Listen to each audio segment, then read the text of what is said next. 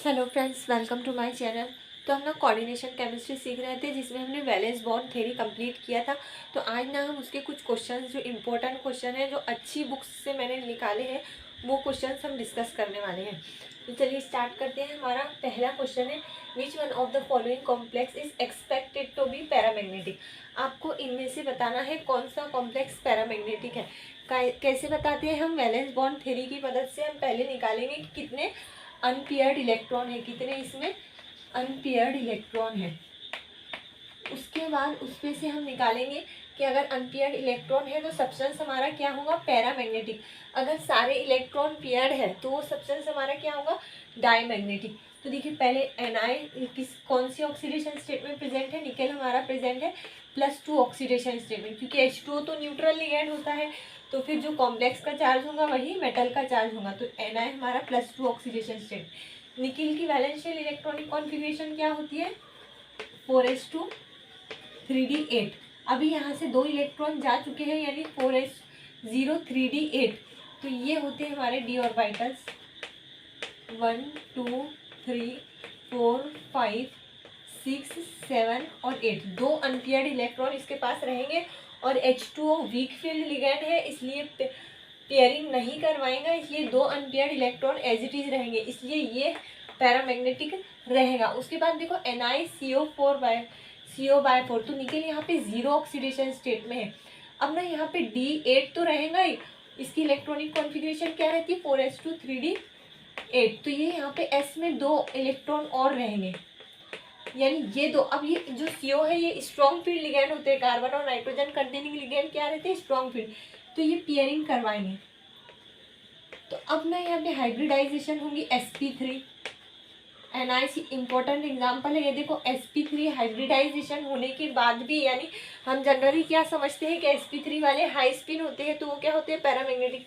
लेकिन sp3 high spin होने के बाद भी ये क्या होता है? ये डायमैग्नेटिक, क्योंकि ये यहाँ पेयर होगा और ये यहाँ पेयर होगा तो D10 हो जाएगा। फिर सारे इलेक्ट्रॉन यहाँ पे क्या हो जाएंगे? पेयर्ड हो जाएंगे। अब इस वाले कॉम्प्लेक्स में ना ZnNH3/4 यहाँ पे ना डाई पॉजिटिव होगा कॉम्प्लेक्स के चार्ज। तो ये Zn हमारे कौन सी ऑक्सीडेशन स्टेट में है? +2 ऑक्सीडेशन स्टेट में है। Zn की इलेक्ट्रॉनिक कॉन्फ़िगरेशन क्या होती है? 4s2 3d10। तो डी में ना देखो टोटल 10 इलेक्ट्रॉन है, पूरे के पूरे क्या है? पेयर्ड है, इसलिए ये क्या होगा? sp3 हाई स्पिन होने के बाद भी डायमैग्नेटिक होगा। अभी डी वाले पेयर है तो फिर हमारा 4s और 3 p के ऑर्बिटल हम यूज करेंगे हाइब्रिडाइजेशन के लिए। इसकी हाइब्रिडाइजेशन होंगी sp3 और ये क्या होगा? डायमैग्नेटिक होगा। उसके बाद है CONH3/6 try positive. CONH3/6 try positive fourth वाला एग्जाम्पल हमारा। तो देखो कोबाल्ट हमारा +3 ऑक्सीडेशन स्टेट में है, तो हमेशा कोबाल्ट +3 ऑक्सीडेशन स्टेट में क्या करता है?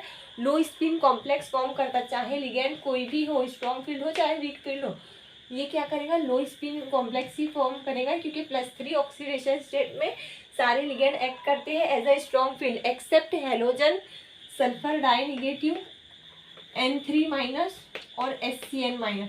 इनके अलावा सारे लिगैंड स्ट्रॉन्ग फील्ड की तरह एक्ट करते हैं जब हमारा कोबाल्ट +3 ऑक्सीडेशन स्टेट में रहेगा। ये हमने काय में देखा था, ये हमने limitations of valence bond theory में अच्छे से डिटेल में डिस्कस किया था। उसके बाद ना नेक्स्ट क्वेश्चन है, तो इसका हमारा आंसर क्या होगा? सिर्फ यही वाला एक कंपाउंड होगा जो पैरामैग्नेटिक रहेगा। उसके बाद नेक्स्ट क्वेश्चन है, using VBT predict which of the following complex does not have tetrahedral geometry. आपको बताना है इन चार कॉम्प्लेक्स में से किसकी टेट्राहेड्रल ज्योमेट्री नहीं होगी। तो अभी देखो ये है MnCl4 tetra negative di negative, यानी मैंगनीज हमारा +2 ऑक्सीडेशन स्टेट में रहेगा। ये -4 उधर जाने के बाद +4 -2, तो यहाँ पे आ जाएंगे हमारी मैंगनीज की oxidation state +2।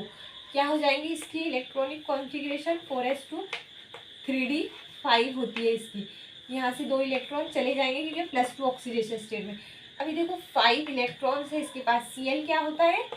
Weak field ligand होता है, तो ये पेयरिंग नहीं करवाएगा, यानी ये 5 इलेक्ट्रॉन एज इट इज रहेंगे d ऑर्बिटल में। ये 5 unpaired electron as it is रहेंगे। अब फिर हम हाइब्रिडाइजेशन के लिए कौन से यूज करेंगे? 4s और 4p। तो यानी इसकी हाइब्रिडाइजेशन क्या हो जाएंगी? sp3 तो sp3 वाले क्या होते हैं, टेट्राहेड्रल ही तो होते हैं, ये हमने देखे थे, तो ये टेट्राहेड्रल होगा।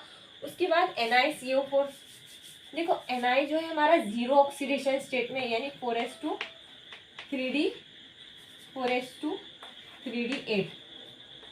तो ये जो दो इलेक्ट्रॉन है यहाँ s के, ये यहाँ आके पेयर हो जाएंगे, d इलेक्ट्रॉन d8 हो जाएगा ना इस तरह से। ये यहाँ पे दो s में इलेक्ट्रॉन प्रेजेंट रहेंगे और 8 d में कितने रहेंगे, 8 इलेक्ट्रॉन। तो ये जो s वाले दो इलेक्ट्रॉन्स है स्ट्रॉन्ग फील्ड लिगेंड है पेयरिंग, ये यहाँ आके पेयर हो जाएंगे। तो ये s वाला 4s वैकेंट हो जाएगा और 4s ये 4p। तो हाइब्रिडाइजेशन क्या होंगी हमारी, sp3। 4s और 4p वाले हाइब्रिडाइजेशन के लिए यूज़ होंगे, इसलिए क्योंकि यहाँ पर ऑलरेडी इलेक्ट्रॉन पहले से प्रेजेंट है, इसलिए ये हम यूज़ नहीं कर सकते। तो ये NiCO4 क्या होता है, ये डाईमैग्नेटिक होता है, हाई स्पिन होता है और टेट्राहेड्रल होता है, तो ये भी हमारा टेट्राहेड्रल होगा। उसके बाद NiCN4 डाई निगेटिव, हमने क्या देखे थे, देखो ये मैंने बताया था, जब कोऑर्डिनेशन नंबर 4 रहेगा और Ni जीरो ऑक्सीडेशन स्टेट में रहेगा, Ni जब जीरो ऑक्सीडेशन स्टेट में रहेगा तो क्या करेगा, टेट्राहेड्रल कॉम्प्लेक्स फॉर्म करेगा, चाहे वीक फील्ड लिगेंड रहो चाहे स्ट्रॉन्ग फील्ड रहे। जीरो ऑक्सीडेशन स्टेट में मतलब ये s वाले इलेक्ट्रॉन यहाँ माइग्रेट करके आ रहे, तो यहाँ पे तो कोई वैकेंट ऑर्बिटल हमारे पास बच ही नहीं रहा, इसलिए इसकी ये तो हाइब्रिडाइजेशन में यूज़ हो ही नहीं सकते, तो इसलिए यहाँ पे sp3 ही हाइब्रिडाइजेशन होगी हमेशा। d8 के केस में जब भी हमारी जीरो ऑक्सीडेशन स्टेट है तो फिर क्या होंगी, हमेशा sp3 हाइब्रिडाइजेशन होंगे और हाई स्पिन कॉम्प्लेक्स होंगे। यहाँ पे ना Ni+2 ऑक्सीडेशन स्टेट में है इस वाले कॉम्प्लेक्स में। Cn क्या है, स्ट्रॉन्ग फील्ड लिगेंड है, पेयरिंग करवाएगा, तो फिर ये जो d8 है, निकेल की ये जो 8 इलेक्ट्रॉन है, 1 2 3 4 5 6 7 8।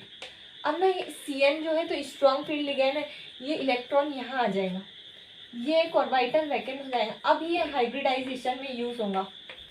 तो ये एक ऑर्बिटल d, एक s का ds और ये दो p के ऑर्बिटल हमारी हाइब्रिडाइजेशन होंगे dsp2। ये हमारा टेट्राहेड्रल नहीं होगा, dsp2 वाले क्या होते हैं, स्क्वायर प्लेनर होते हैं, लो स्पिन कॉम्प्लेक्स ये होते हैं। तो ये हमारा इसका आंसर हो जाएगा, which of the following does not have tetrahedral geometry, तो इसकी टेट्राहेड्रल ज्योमेट्री नहीं होगी। उसके बाद ना NiCl4 डाई निगेटिव है, तो ये हेलोजन है। हेलोजन क्या होते हैं, वीक फील्ड लिगेंड होते हैं, पेयरिंग नहीं करवाते हैं Ni+2 ऑक्सीडेशन स्टेट में। हमने क्या बोला था, अगर हमारा Ni+2 ऑक्सीडेशन स्टेट में है उसके साथ अगर स्ट्रॉन्ग फील्ड लिगेंड है तो हमारा लो स्पिन कॉम्प्लेक्स फॉर्म होगा। जैसे हमने यहाँ देखे +2 में स्ट्रॉन्ग फील्ड लिगेंड है तो लो स्पिन कॉम्प्लेक्स फॉर्म होगा। अगर Ni+2 में उसके साथ वीक फील्ड लिगेंड है तो फिर हमारा हाई स्पिन कॉम्प्लेक्स फॉर्म होगा, यानी sp3 हाइब्रिडाइजेशन वाला टेट्राहेड्रल। हाई स्पिन क्या होते हैं, sp3 होते हैं टेट्राहेड्रल, तो ये भी हमारा टेट्राहेड्रल होगा। और जब Ni जीरो ऑक्सीडेशन स्टेट में होता है तो ये नेचर ऑफ लिगेंड पे डिपेंड नहीं करता, ये टेट्राहेड्रल ही फॉर्म करेगा, क्योंकि इसके पास में ना एक भी वैकेंट d ऑर्बिटल नहीं रहेगा। ये जो दो s के इलेक्ट्रॉन है ये यहाँ आके पेयर हो जाएंगे, कब, जब Ni जीरो ऑक्सीडेशन स्टेट में। तो इसका करेक्ट आंसर होगा थर्ड, ऑप्शन नंबर थर्ड। उसके बाद नेक्स्ट क्वेश्चन है, which of the following is an outer orbital complex. तो क्या होते हैं हमारे आउटर ऑर्बिटल कॉम्प्लेक्स, ये थर्ड वाला क्वेश्चन अभी हम देखेंगे। क्या होते हैं हमारे outer orbital complex. Outer orbital complex होते हैं हमारे हाई स्पिन कॉम्प्लेक्स, इन्हीं को हम क्या बोलते हैं कि ये होते हैं हमारे हाई स्पिन। तो हमें बताना है हाई स्पिन की हाइब्रिडाइजेशन क्या होती है, sp3d2। ऑक्टाहेड्रल के केस में ये होते हैं हाई स्पिन और टेट्राहेड्रल के केस में sp3 वाले होते हैं हाई स्पिन, और ऑक्टाहेड्रल में लो स्पिन होते हैं d2sp3 और टेट्राहेड्रल में लो स्पिन होते हैं dsp2। तो हमें लो स्पिन नहीं बताने, हमें हाई स्पिन बताने, यानी sp3 और sp3d2 वाले। तो देखो यहाँ पे ना ऑक्टाहेड्रल कॉम्प्लेक्स है, निकेल हमारा +2 ऑक्सीडेशन स्टेट में है, निकेल हमारा, और ये कैसा है, स्ट्रॉन्ग फील्ड लिगेंड है। तो ये यहाँ पे देखो d8 है, निकेल है 1 2 3 4 5, ये 6 7 8 3d8, ये 4s 0 3d8 इलेक्ट्रॉनिक कॉन्फ़िगरेशन होगी ना, निकेल +2 ऑक्सीडेशन स्टेट में। NH3 स्ट्रॉन्ग फील्ड लिगेंड है, पेयरिंग करवाएगा, तो ये इलेक्ट्रॉन सॉरी यहाँ पर ना कोऑर्डिनेशन नंबर 6 है। ये अगर इलेक्ट्रॉन यहाँ पर पेयर हो भी गया तो भी हमारे पास में क्या होगा, हमें 2 d ऑर्बिटल वैकेंट चाहिए। D8 के केस में हमें 2 d ऑर्बिटल वैकेंट चाहिए, तो हमें यहाँ पे सिर्फ एक ही ऑर्बिटल वैकेंट है, तो इसलिए ये क्या होंगे, हाई स्पिन कॉम्प्लेक्स फॉर्म होगा 4s 4p, और ये d के 2 ऑर्बिटल हमारे यूज होंगे, ये 2 d ऑर्बिटल, तो हमारी हाइब्रिडाइजेशन होंगी sp3d2 हाइब्रिडाइजेशन हमारी होंगी। क्यों, क्योंकि देखो ये यहाँ पर ना ये इलेक्ट्रॉन इसके साथ पेयर हो भी गया स्ट्रॉन्ग फील्ड लिगेंड के, तो एक ही वैकेंट डी ऑर्बिटल, हमें तो 2 d ऑर्बिटल चाहिए। इसीलिए हमने क्या कहा था, अगर हमारा कोऑर्डिनेशन नंबर 6 है तो जो d1 d2 d3 होते हैं ये हमेशा क्या होते हैं, लो स्पिन होते हैं लिगेंड, चाहे हमारा स्ट्रॉन्ग फील्ड हो चाहे वीक फील्ड हो। फिर d4 d5 d6 और d7 वाले ये लिगेंड के नेचर पे डिपेंड करते हैं। उसके बाद में d8 d9 और d10 अगर हमारा कोऑर्डिनेशन नंबर कब 6 रहा तब, तो ये हमेशा ही हाई स्पिन होंगे। यानी देखो यहाँ पे स्ट्रॉन्ग फील्ड लिगेंड है, पेयरिंग करवा रहा है, फिर भी क्या होगा, कॉम्प्लेक्स हाई स्पिन फॉर्म होगा, क्योंकि हमें 2 वैकेंट डी ऑर्बिटल चाहिए। अगर पेयरिंग हो भी गई तब भी हमें सिर्फ एक ही वैकेंट डी ऑर्बिटल मिल रहा, इसलिए ये हमेशा ही d8 d9 और d10 हमेशा ही हाई स्पिन कॉम्प्लेक्स ही फॉर्म करेंगे, यानी sp3d2 हाइब्रिडाइजेशन वाले। तो ये तो हमारा high spin means outer orbital complex, ये इसका करेक्ट आंसर होगा। यहाँ पे देखो Mn जो है तो हमारा +2 ऑक्सीडेशन स्टेट में है, यानी इसके पास कितने इलेक्ट्रॉन होंगे, 5d ऑर्बिटल, 4s0 3d5, ये इसकी वैलेंशियल इलेक्ट्रॉनिक कॉन्फ़िगरेशन होगी मैग्नेस की। स्ट्रॉन्ग फील्ड लिगेंड है यानी पेयरिंग होगी, तो ये इलेक्ट्रॉन यहाँ आ जाएगा और ये इलेक्ट्रॉन यहाँ आ जाएगा, तो 2 वैकेंट डी ऑर्बिटल हमें मिल जाएंगे, इसलिए ये भी क्या होगा, हमारा लो स्पिन होगा। उसके बाद CO+3 ऑक्सीडेशन स्टेट में, तो कोबाल्ट तो +3 अगर ऑक्सीडेशन स्टेट में है तो ये तो हमेशा ही लो स्पिन कॉम्प्लेक्स फॉर्म करता है। अगर हेलोजन और SCN- अगर सल्फर डाई निगेटिव रहा तो तब ये लो spin form high spin form करेगा, अदरवाइज ये हमेशा ही क्या करता है, लो स्पिन कॉम्प्लेक्स फॉर्म करता है। तो ये भी हमारा क्या हो जाएगा, इनर ऑर्बिटल कॉम्प्लेक्स लो स्पिन कॉम्प्लेक्स, तो ये भी इसका आंसर नहीं हो सकता, ये भी नहीं हो सकता। उसके बाद Fe देखो स्ट्रॉन्ग फील्ड लिगेंड है, Fe डाई पॉजिटिव है, ये टेट्रा निगेटिव है ना, तो ये -6 उतर जाने के बाद +6 -4 Fe di positive oxidation state में होगा। तो अभी देखो फिर आयरन की इलेक्ट्रॉनिक कॉन्फ़िगरेशन क्या होती है, 4s2 3d6, 2 इलेक्ट्रॉन यहाँ से गए, 3d6 6 इलेक्ट्रॉन है, और Cn strong field ligand pairing करवाएगा, यानी क्या होगा, हमारा लो स्पिन कॉम्प्लेक्स फॉर्म होगा, इनर ऑर्बिटल कॉम्प्लेक्स। पूछा क्या गया, आउटर ऑर्बिटल कॉम्प्लेक्स, तो इसका ना करेक्ट आंसर होगा ऑप्शन नंबर 1। उसके बाद ना नेक्स्ट क्वेश्चन अब हम देखते हैं, इसका क्वेश्चन लिखती हूँ मैं।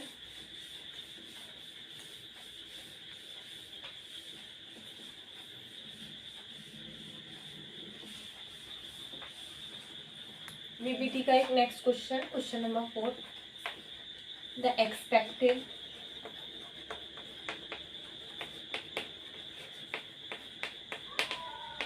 Spin only magnetic moment, spin only magnetic moment for FeCN/6 tetra negative और FeF6 tri negative, FeF6 tri negative respectively are. अभी ना देखो इस कॉम्प्लेक्स में ना स्पिन ओनली मैग्नेटिक मोमेंट पूछा गया है, इस वाले के लिए और इस वाले के लिए। तो देखो इसके लिए ना Fe कौन सी हमारी +2 ऑक्सीडेशन स्टेट में, कैसे, ये -6 लिए Cn के -6 उधर जाने के बाद +6 -4 हमारा Fe के कौन सी ऑक्सीडेशन स्टेट में आ गया, +2 ऑक्सीडेशन स्टेट में। क्या हो जाएंगे इसकी वैलेंशियल electronic configuration, 4s0 3d6, 2 electron इससे चलेगा, इसलिए 4s0 3d6, 1 2 3 4 5 6। Cn है स्ट्रॉन्ग फील्ड लिगेंड है, पेयरिंग करवाएगा, ये यहाँ पेयर हो जाएगा, ये यहाँ, तो ये d 2 ऑर्बिटल क्या होंगे, वैकेंट हो जाएंगे, यानी d2sp3 हाइब्रिडाइजेशन, d2sp3 इसकी हाइब्रिडाइजेशन होगी, लो स्पिन कॉम्प्लेक्स ये होगा, और ये दोनों इलेक्ट्रॉन यहाँ पेयर हो जाएंगे। तो तो इसके पास एक भी अनपेयर्ड इलेक्ट्रॉन नहीं है, number of unpaired electron is equals to 0। तो फिर मैग्नेटिक मोमेंट क्या होंगी, मैग्नेटिक मोमेंट हो जाएंगी इसकी 0 is equals to 0 Bohr magneton. क्यों, क्योंकि इसके पास एक भी अनपेयर्ड इलेक्ट्रॉन नहीं है। सिंपल, हम यहाँ से अगर इतना ड्रॉ नहीं भी किए तो यहाँ से हम बता सकते हैं देख करके स्ट्रॉन्ग फील्ड लिगेंड है, यानी पेयरिंग करवाने वाला है, तो पेयरिंग हो जाएंगी, तो फिर अनपेयर्ड इलेक्ट्रॉन बचेंगे ही नहीं। तो इसलिए हम क्या बोलेंगे, लो स्पिन। देखो आपको ना एग्जाम में इतना टाइम नहीं रहेगा कि आपको इस तरह से 5 ऑर्बिटल्स बनाकर चेक करो कि 2 वैकेंट डी ऑर्बिटल मिल रहे हैं क्या, अनपेयर्ड इलेक्ट्रॉन दिख रहे हैं क्या। आपको सिंपल ना इसकी आप ना प्रैक्टिस करो बार बार, मतलब पहले ना जब आप खुद से सॉल्व कर रहे हो तो तब आप देखो ये ऑर्बिटल बनाकर देखो, उसमें इलेक्ट्रॉन फील कर कर देखो कि वैकेंट डी ऑर्बिटल रह रहे हैं क्या। उसके बाद ना आपकी जब ज़्यादा प्रैक्टिस हो जाएगी ना तो आप इसको ओरली करने लग जाओगे कि देखो आपने डायरेक्ट लिगेंड देखा और बता दिया कि ये लो स्पिन है कि हाई स्पिन है, यानी इलेक्ट्रॉन इसमें पेयर्ड है या फिर कितने अनपेयर्ड है। जैसे देखो मैं इसमें ओरली बता सकती हूँ कितने अनपेयर्ड इलेक्ट्रॉन होंगे। Fe F6 है, F क्या होता है, वीक फील्ड लिगेंड होता है, यानी पेयरिंग नहीं करवाएगा। Fe कौन सी ऑक्सीडेशन स्टेट में है, ये -6 उधर जाने के बाद +6 -3 +3 ऑक्सीडेशन स्टेट में है, यानी D5 पेयरिंग नहीं करवाएगा, यानी 5 अनपेयर्ड इलेक्ट्रॉन। अगर स्ट्रॉन्ग फील्ड होता तो हम बोलते पेयरिंग करवाता और एक भी अनपेयर्ड इलेक्ट्रॉन नहीं रहता। तो इसलिए ना आप ओरली इसको बता सकोगे कि ये हाई स्पिन है या लो स्पिन सिर्फ देखते से। इसके लिए ना आपको ज़्यादा से ज़्यादा प्रैक्टिस करनी होगी, बार बार आपको ऐसे डी ऑर्बिटल बना के इलेक्ट्रॉन्स को फिल करके उसके बाद उसको पेयर करवा के देखना होगा, तभी उसके बाद आप ओरल कर सकोगे। अगर आप बोलोगे कि मुझे पहले ही इसको ओरली करते आना चाहिए, मुझे इतना सारा ये ड्रॉ करके नहीं देखना है, तो ऐसा नहीं होगा। आपको पहले प्रैक्टिस करनी होगी, उसके बाद आप ओरली कर सकोगे। तो ये क्या होगा हमारा, इसमें ना 5 अनपेयर्ड इलेक्ट्रॉन होंगे, +3 ऑक्सीडेशन स्टेट में है ना, 1 2 3 4 5 अनपेयर्ड इलेक्ट्रॉन इसमें होंगे। तो देखो क्या थी हमारी कॉन्फ़िगरेशन, 4s2 3d6। कैसे आए ये 5 पता है ना, 3 इलेक्ट्रॉन गए, यानी 2 यहाँ से गए, 1 यहाँ से गए, तो ये 5 D5 मतलब 5 अनपेयर्ड इलेक्ट्रॉन। 5 अनपेयर्ड इलेक्ट्रॉन के लिए मैग्नेटिक मोमेंट क्या होगी, मैंने कहा था 0.7 या 0.8 से मैग्नेटिक मोमेंट बढ़ जाती है, यानी 5.7 या फिर 5.8। लेकिन इसकी जो एग्जैक्ट आती है ना, ये हम अप्रोक्सीमेट लिख सकते हैं, क्योंकि आपको ना क्वेश्चन में एग्जाम में ना इतने नियर ऑप्शंस नहीं मिलेंगे कि एक में 5.7 दिया हुआ है, एक में 5.8 दिया हुआ है। तो इसलिए आप ना अप्रोक्स इसका आंसर लिख सकते हैं, कोई एक ही ऑप्शन मिलेगा आपको 5 पॉइंट वाला, तो आप लिख सकते हैं 5.7। लेकिन जो इसका एग्जैक्ट आंसर है ना वो है 5.92, जो हम इस फॉर्मूले से निकालते हैं। स्पिन ओनली मैग्नेटिक मोमेंट का फॉर्मूला क्या होता है, μ√n(n+2), ये इसका फॉर्मूला होता है। इस फॉर्मूले में n क्या होता है, नंबर ऑफ अनपेयर्ड इलेक्ट्रॉन। आप इस फॉर्मूले से निकालेंगे ना तो ये आंसर आएगा। वैसे ये इसकी ट्रिक होती है, मैंने एग्जाम में इतना टाइम नहीं होगा आपके पास नेट में गेट में कि आप इतना इससे कैलकुलेट कर सके मैग्नेटिक मोमेंट, ये फॉर्मूले में रख के। 5 अनपेयर्ड इलेक्ट्रॉन अगर आपके पास में है तो आपको डायरेक्ट पता होना चाहिए उसकी मैग्नेटिक मोमेंट क्या होगी, 5.7 या फिर 5.8 के आसपास। तो इसके एग्जैक्ट इससे कैलकुलेट करने के बाद क्या आती है, 5.92। इसके बाद नेक्स्ट क्वेश्चन हम देखेंगे।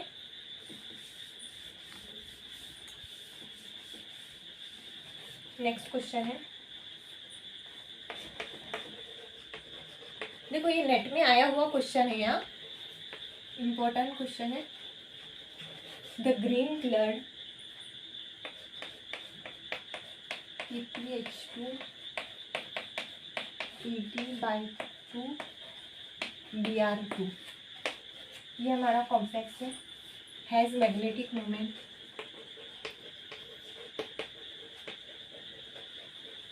3.2 बोर मैग्नेट है। द ज्योमेट्री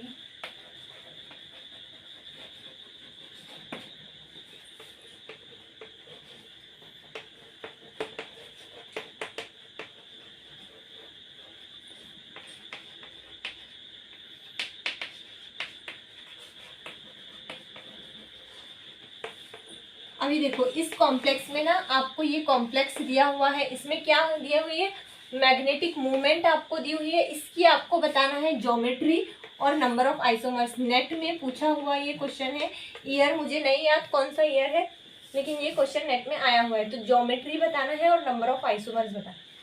देखो अभी देखो ना, इसमें अगर आप सोच रहे होंगे कि ये Br वीक फील्ड है तो हाई स्पिन कॉम्प्लेक्स होगा, तो दो स्ट्रॉन्ग फील्ड वाले लिगैंड भी तो है, यानी लो स्पिन भी तो हो सकता है। दो वीक फील्ड वाले लिगैंड है तो दो स्ट्रॉन्ग फील्ड वाले, यानी हम देख के नहीं बता सकते हाई स्पिन होगा या लो स्पिन होगा। तो अभी देखो इस पे से हम पता लगाएंगे कॉम्प्लेक्स हमारा हाई स्पिन है या फिर लो स्पिन है। 3.2 बोर मैग्नेट्रॉन, Ni है, जीरो ऑक्सीडेशन स्टेट में है, जीरो ऑक्सीडेशन स्टेट में है, और उसके पास में ना 3.2 बोर मैग्नेट्रॉन। अगर हमारे पास 2 अनपेयर्ड इलेक्ट्रॉन रहे तो मैग्नेटिक मोमेंट क्या होती है हमारी 2.87, 0.7 या 0.8 से हमने उसको बढ़ा दिया, एग्जैक्ट होती है इसकी 2.87। तो ये होती है calculated spin only magnetic moment. लेकिन ना ऑर्बिटल कंट्रीब्यूशन की वजह से कभी कभी क्या होता है, कुछ कॉम्प्लेक्सेस की मैग्नेटिक मोमेंट बढ़ जाती है, यानी जो आना चाहिए था कैलकुलेटेड उससे थोड़ी सी ज़्यादा आएंगी। ये क्यों ज़्यादा होती है, ऑर्बिटल कंट्रीब्यूशन क्या होता है, ये हम आगे डिटेल में डिस्कस करेंगे। तो अभी देखो कम तो कभी नहीं आएंगी, यानी 2 अनपेयर्ड इलेक्ट्रॉन है ना, तो हमेशा 2 से ज़्यादा ही रहेंगी, यानी 2.87 आनी चाहिए थी, तो इससे कम तो नहीं रहेंगी, इससे ज़्यादा हो सकती है। तो अभी इससे ज़्यादा आई। अगर आप बोल रहे हो ये 3.3 इलेक्ट्रॉन के लिए भी तो हो सकती है ये, तो 3 के लिए होती है 3.7 या फिर 3.8 के आसपास, तो इससे ज़्यादा आ सकती है। इससे कम यानी 3.2 ये 3 अनपेयर्ड इलेक्ट्रॉन के लिए नहीं आ सकती, ये 2 अनपेयर्ड इलेक्ट्रॉन के लिए आ सकती है। तो यानी हम इसमें समझते हैं कि 2 अनपेयर्ड इलेक्ट्रॉन होंगे। अभी देखो Ni जीरो ऑक्सीडेशन स्टेट में है, ये है हमारा निकेल।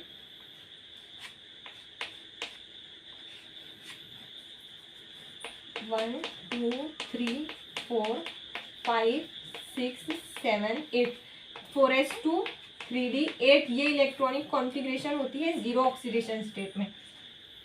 अभी ना इसके पास 2 अनपेयर्ड इलेक्ट्रॉन, यहाँ पे सॉरी डाई पॉजिटिव होना चाहिए, तो ये Ni क्या होगा हमारा जीरो। अब ना ये 2 अनपेयर्ड, ये 4s जीरो हो गया, 3d जीरो, 2 इलेक्ट्रॉन s से चले गए क्योंकि ये हमारा जीरो नहीं +2 ऑक्सीडेशन स्टेट में। तो ये 3d8 ये 2 अनपेयर्ड इलेक्ट्रॉन की वजह से ये आ रही है मैग्नेटिक मोमेंट। तो देखो जब हमारे 2 अनपेयर्ड इलेक्ट्रॉन प्रेजेंट रहेंगे, यानी ये इसके साथ पेयर नहीं हुए, तो हमारी हाइब्रिडाइजेशन क्या होगी।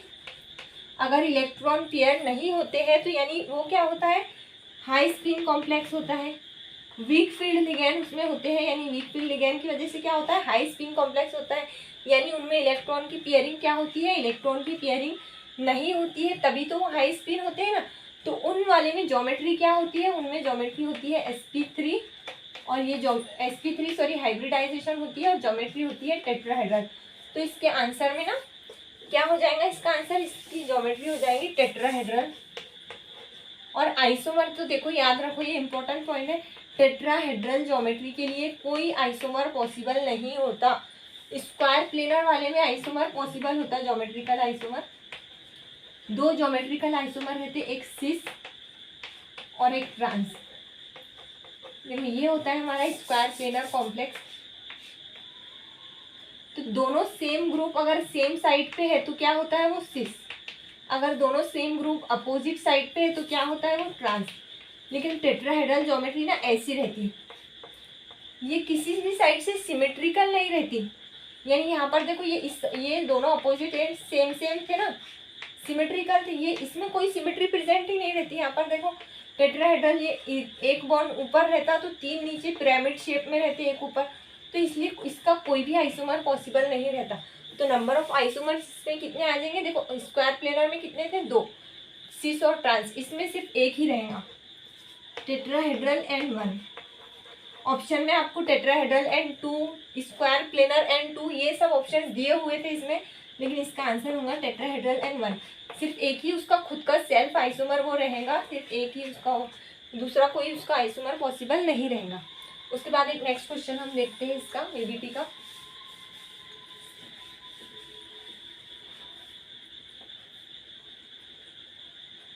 Which one of the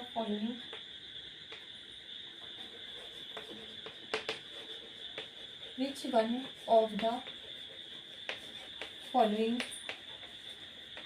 statement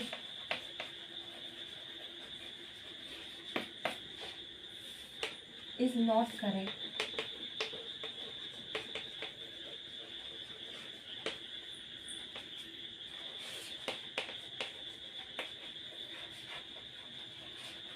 Reference to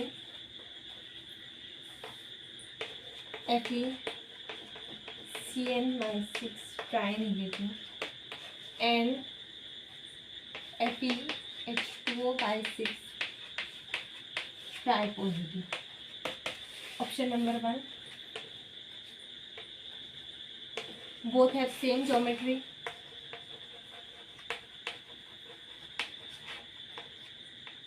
Same geometry. Second option है Fe ion exist in same valence state. ये हमारा वीबीटी का लास्ट क्वेश्चन है. सारे क्वेश्चन हमने डिस्कस कर लिए वैलेंस बॉन्ड थ्योरी के. Both are low spin. Last option है both have different magnetic moment.